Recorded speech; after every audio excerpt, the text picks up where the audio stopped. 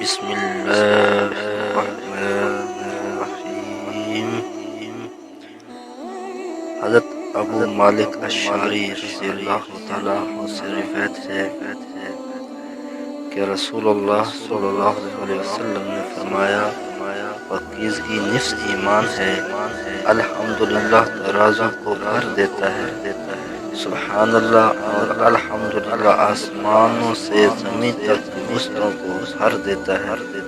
نماز نور ہے، صدقہ دلیل ہے، صبر روشنی ہے، قرآن تمہارے حق میں یا تمہارے خلاف حجت ہے۔